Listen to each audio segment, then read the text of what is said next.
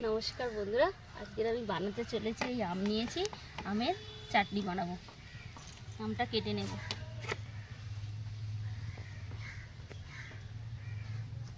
এই আমি আমটা কেটে নিয়ে এসেছি, আমের চাটনি বানাবো। যে যে উপকরণ লাগবে, আমার আম লাগবে, আম সত্ত্ব লাগবে, কুচি করে আমি কেটে নিয়েছি।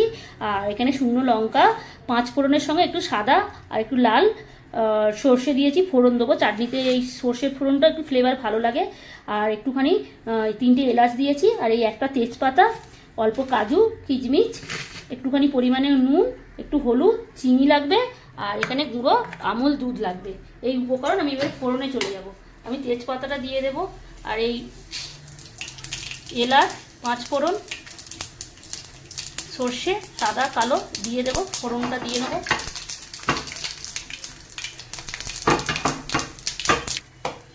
এবার আমি কাজু কিশমিশটা দিয়ে দেবো।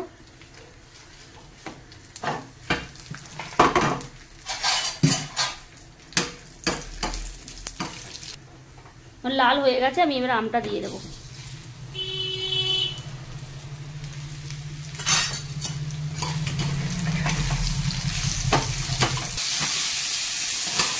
এবার আমি হলুদ দিয়ে দেবো,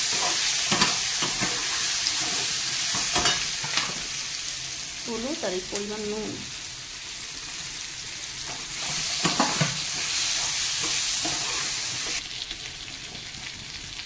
এই আম সত্ত্ব আর চিনিগুলো আমি ঢেলে দেবো।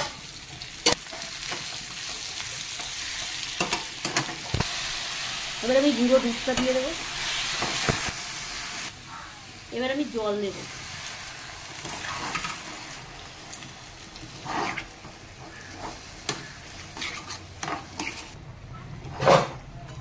এই আমার জলটা ঢালা হয়ে গেছে। এবারে এই যে মশলার যে সেন্টটা যাতে বেরিয়ে না যায়, আমরা তাড়াতাড়ি সিদ্ধ হয়ে যায়, সেজন্য আমি ঢাকনা দিয়ে দেবো, ফ্লেভারটা ভালো থাকে। এই আমি আচারের ঢাকনাটা খুলবো। আমার চাটনিটা কমপ্লিট।